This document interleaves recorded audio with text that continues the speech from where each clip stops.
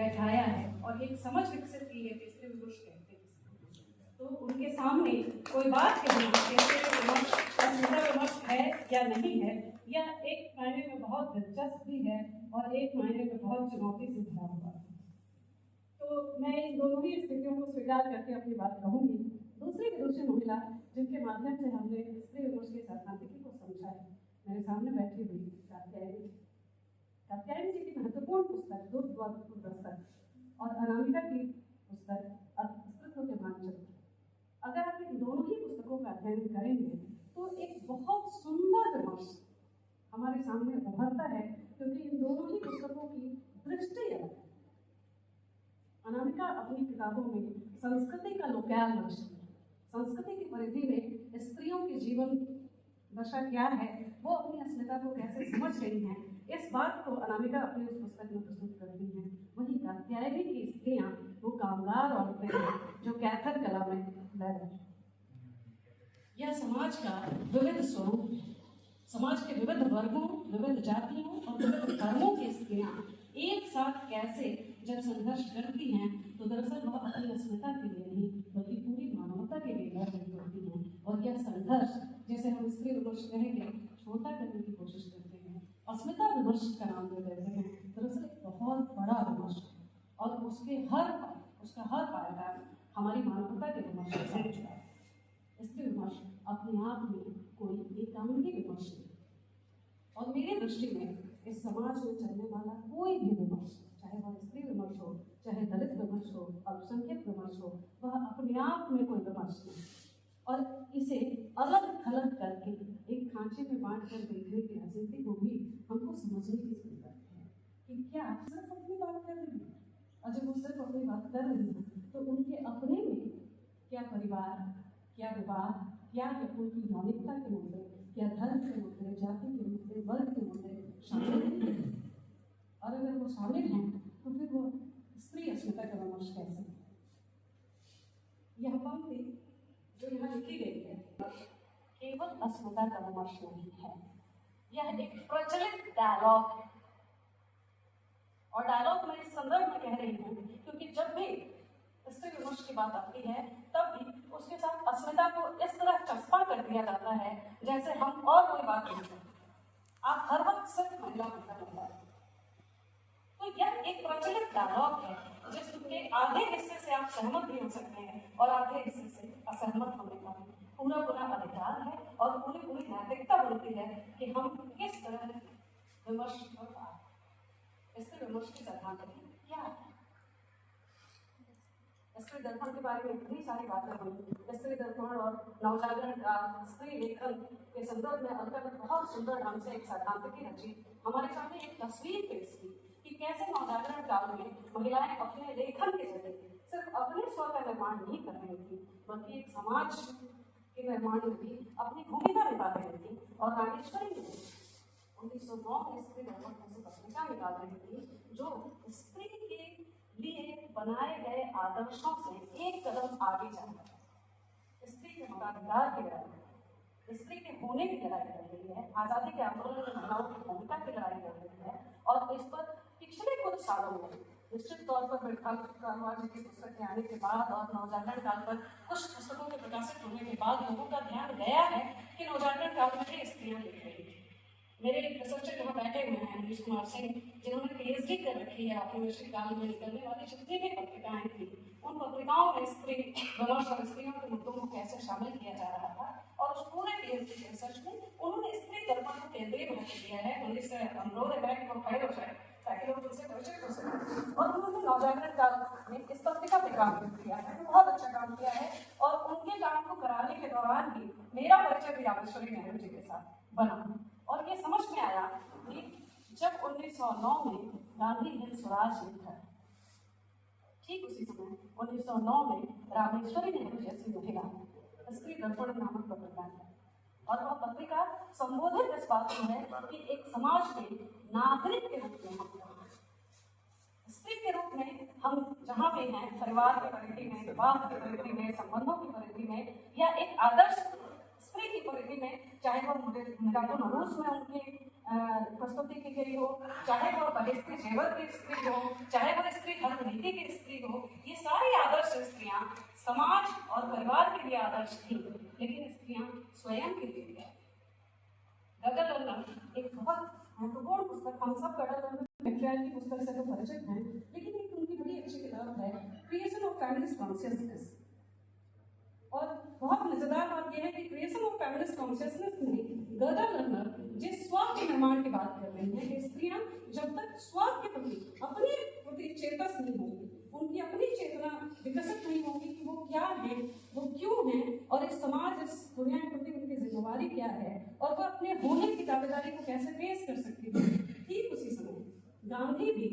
स्व की इस लड़ाई को स्वराज के साथ जोड़ रहे हैं। ये सहयोग मात्र नहीं है कि पूरी दुनिया में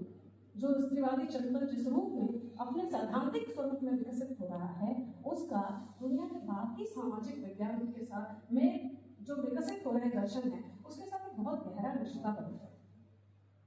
और वह रिश्ता स्त्रियां अपने लेखन के जरिए, अपने आंदोलनों के जरिए, अपनी मांगों के जरिए समाज में दर्ज करती हैं। इसीलिए इस तरह की पत्रिका का आना, स्त्री दर्पण पत्रिका का आना, गृहलक्ष्मी पत्रिका का आना, यह अपने आप में एक आंदोलन, एक प्रतिरोध है जो उस समय स्त्रियां दर्ज कर रही हैं जिस समय स्त्रियों को घरों से बाहर निकलने के लिए आजादी नहीं। गांधी के आंदोलन में महिलाओं की सतत उपस्थिति और लगातार बढ़ती हुई उपस्थिति,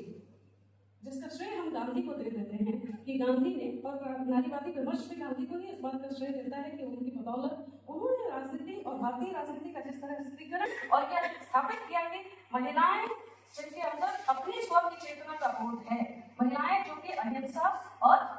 शांति की प्रहरी हो सकती हैं, वह आजादी के आंदोलन का नेतृत्व करेंगी। और उनके इस आह्वान के कारण महिलाएं आजादी के आंदोलन में बहुत बड़ी संख्या में आती हैं और सार्वजनिक जीवन में गांधी महिलाओं की उपस्थिति सुनिश्चित करते हैं। या उन महिलाओं के मन में यदि अपने स्व का बोध न होता, तब क्या वो सार्वजनिक दुनिया में प्रवेश कर पाती? तो इसका कुछ हिस्सा, इसका कुछ श्रेय तो हमें महिलाओं को भी देने की जरूरत है, जिनके मन में गांधी के प्रति, देश के प्रति और उस देश के नागरिक होने के प्रति उनके क्या दायित्व है, इसका भी एक बोध है। और यह बोध होना ही अस्मिता का बोध है। अस्मिता का कोई लिंग नहीं है। पुरुष अस्मिता, स्त्री अस्मिता, दलित अस्मिता या वो हर अस्मिता जो अपने स्व को लेकर चेतस होती है, वह समाज में अपनी भूमिका को लेकर निरंतर सक्रिय है। इसलिए यह कहना कि स्त्री विमर्श केवल अस्मिता विमर्श नहीं है, इसका मतलब इतना सक्रिय है जितना हम समझते हैं। अस्मिता का मतलब एक स्तर पर तो यह हो सकता है कि हम अपने को लेकर कितने चेतस हैं, हम अपने दायित्व को लेकर, अपने अधिकारों को लेकर कितने चेतस हैं, लेकिन अस्मिता का यह जो विस्तार है, यह समाज के साथ है। तो स्त्री विमर्श जो कि इस बात का दावा करता है कि वह सिर्फ और सिर्फ स्त्रियों के सवालों पर केंद्रित नहीं है, बल्कि स्त्री जीवन के प्रश्न जो कि समाज के केंद्रीय प्रश्न हैं, उनका समाज की अन्य संरचनाओं और अन्य जो भेदभाव हैं, उनके साथ बहुत गहरा रिश्ता है। और जब तक इस गहरे रिश्ते के साथ हम अपना तादात्म्य नहीं बनाते हैं, जब तक इस इंटरसेक्सुअलिटी जो कि समाज विज्ञान के सैद्धांतिक धारा में उभरा हुआ एक नया शब्द है कि हम इंटरसेक्सुअलिटी के जरिए जेंडर के इश्यूज को समझेंगे, दलितों के इश्यूज को समझेंगे, महिलाओं के इश्यूज को समझेंगे। ये इंटरसेक्सुअलिटी क्या है? ये इंटरसेक्सुअलिटी दरअसल समाज की अन्य संरचनाओं के साथ अस्मिताओं के संबंध और उनके अंतर संबंधों की पड़ताल, जो यह दावा करता है कि किसी भी व्यक्ति का अनुभव उसका व्यक्तिगत अनुभव नहीं है, बल्कि सामाजिक संरचना में वह व्यक्ति जाति के पायदान पर, वर्ग के पायदान पर, धर्म के पायदान पर कहाँ खड़ा है, उसका लोकैल क्या है और वहां से वो क्या देख रहा है, वो क्या महसूस कर रहा है, अपने शोषण को वो कैसे समझ रहा है और न सिर्फ समझ रहा है बल्कि उसे कैसे एक्सप्रेस कर रहा है। अब अनामिका चौधरी की कविता जुए में ये कहती हैं, उनकी कविता जुए अगर किसी ने पढ़ी होगी तो बड़ी इंटरेस्टिंग कविता है, जिसमें एक लड़का एक लड़की से पूछता है कि तुम लोग हर समय खटर पटर, झाड़ू पोछा, उठा पटर, झटा झटो, कपड़े धोना, पटकना, ये हर वक्त क्यों चलता रहता है? कर्कशता क्यों है तुम्हारे कामों में? तो वह स्त्री उससे जवाब देती है, वह लड़की हंसते हुए जवाब देती है कि दरअसल ये जो कर्कशता है, यह कर्कशता बर्तन झाड़ू पोछे की नहीं, यह कर्कशता हमारे जीवन का खटवार है, हमारे जीवन का आक्रोश है जिसे हम व्यक्त करते हैं झटाक से, खटाक से, खटाक से। और आप सोचिए कि अनामिका की यह कविता अपने आप में कितनी अद्भुत, कितना बड़ा विमर्श रच रही है। और उसी कविता की अगली पंक्ति में वो कहती हैं कि जब दो औरतें बैठकर एक दूसरे का जूं निकाल रही होती हैं, तब वो औरतें उस घर की ननद भौजाई हो सकती हैं, उस घर की सास बहुएं हो सकती हैं, जिनके लिए आमतौर पर समाज में यह धारणा है कि उनके बीच रिश्ते अच्छे नहीं होते और पूरा जीवन एक दूसरे के ऊपर तानाकसी करती हुई औरतें जब एक दूसरे का जुए निकाल रही होती हैं, तो अपने जीवन के सबसे दुखद क्षण को उनके साथ साझा करती हैं। वो उनके बेटे की बुराई करती है और सास जुए निकालती हुई सुनती है। सास अपने पति की बुराई अपनी बहू से करती है और उनकी बातें बहू सुनती है और दोनों दुख के जिस साझे रिश्ते में जुड़ती है, यह दुख का साझा रिश्ता ही दुनिया की सारी औरतों को एक साथ जोड़ता है। अनामिका संस्कृति का यह उदाहरण है और उनके उदाहरण, उनकी कविताएं, उनके जीवन के अनुभव, जिन स्त्रियों के अनुभव संसार से आ रहे हैं, वह स्त्रियां इस समाज के मध्यम वर्ग की स्त्रियां हो सकती हैं, ग्रामीण स्त्रियां हो सकती हैं, अच्छे लोग जिनको हम वर्गीय आधार पर ऊपर की महिलाएं कह सकते हैं, वो सारी महिलाएं क्षण भर के लिए भी सही, लेकिन उनके बीच जो रिश्ता बनता है वह रिश्ता सुख का रिश्ता नहीं, दुख का रिश्ता है। और यह दुख का रिश्ता ही उन्हें एक दूसरे के साथ जोड़े रखने और संघर्ष करने के लिए प्रेरित करता है। हमारे विभाग की प्रोफेसर इलिना सिंह, उनसे किसी विद्यार्थी ने एक सवाल किया कि मैम अगर दुनिया में सब कुछ इतना ही बुरा है, हमारे साथ इतनी हिंसा है, हमारे साथ कुछ भी अच्छा नहीं हो रहा है, इतने सालों में महिलाओं की स्थिति में कोई बदलाव नहीं हो रहा है, तो अच्छा क्या है, सुंदर क्या है जो हमें मोटिवेट करता है कि हमें कुछ करना चाहिए। तो उन्होंने बहुत मुस्कुराते हुए जवाब दिया कि अच्छा सिर्फ संघर्ष है, क्योंकि हम संघर्ष करते हैं और हम जीतते हैं, क्योंकि हम जिस दिन संघर्ष करना बंद कर देंगे उस दिन हम जीतना भी बंद कर देंगे। तो महिलाओं की स्थिति इस समाज में बदली नहीं है, यह यथावत है, या यह तस्वीर हमारे सामने आ रही है निश्चित तौर पर बहुत भयावह है, हमें तकलीफ पहुंचाती है किसी पिता द्वारा किसी बेटी की हत्या करने। लेकिन उसके कुछ समय बाद ही एक और सुखद तस्वीर हम सबके सामने उभरती है कि किसी पिता द्वारा वर्ल्ड कप की ट्रॉफी जीती हुई किसी बच्ची को अपनी गोद में एक सुंदर तस्वीर जेएनयू के चुनाव के परिणाम के हमारे सामने प्रस्तुत करते हैं, जिसमें प्रेसिडेंट, वाइस प्रेसिडेंट, सेक्रेटरी इन तीनों और उत्तर पट्टी के शैक्षणिक संस्थानों में श्रेष्ठ संस्थान कहे जाने वाले जेएनयू की यह बदलती हुई तस्वीर दरअसल इस समाज की बदलती हुई तस्वीर की एक उम्मीद पैदा करती है, जिसकी उम्मीद हम सब खोते जा रहे हैं। हमें लग रहा था कि अब कुछ नहीं बदल गया, शायद बिहार के चुनाव के परिणाम में बदले हुए हमको सामने तौर पर मिले, तो दुनिया बदले, अवरोध बदले, स्त्रियों के लिए भी यह दुनिया बदल। मैं बात कर रही थी अनामिका की कविताओं में, जो एक मध्यम वर्गीय सवर्ण स्त्रियों के जीवन के अनुभव हैं, जिनके लिए अस्मिता का मतलब कुछ और, जिनका विमर्श वहां से शुरू होता है जो हमारे जीवन में मायने भी नहीं रखते हैं, जो निकल के आप कौन से बड़े विमर्श की रचना करते हैं, लेकिन वो विमर्श रच वो अपनी अस्मिता के प्रति सजग है। ठीक वही दुर्भाग्य के दस्तक की आखिरी क्लैप के पन्ने पर कहतर कला की औरतें संघर्ष करती हुई औरतें भी हैं, और अभी अभी एक कविता सुनाई आपने, चुप्पियों को तोड़ने वाली महिलाएं भी हैं, और वह उस समाज का हिस्सा है जो समाज का कामगार है, जिनके बारे में निराला ने बहुत पहले लिखा, वह तोड़ की पत्थर इलाहाबाद, वह भी एक विमर्श है, और उस विमर्श को भी हमको रिकॉग्नाइज करने की जरूरत है कि स्त्री विमर्श किसी लिंग या किसी स्त्री विशेष से संबंधित विमर्श नहीं है, बल्कि वह पूरी की पूरी मानवता का विमर्श,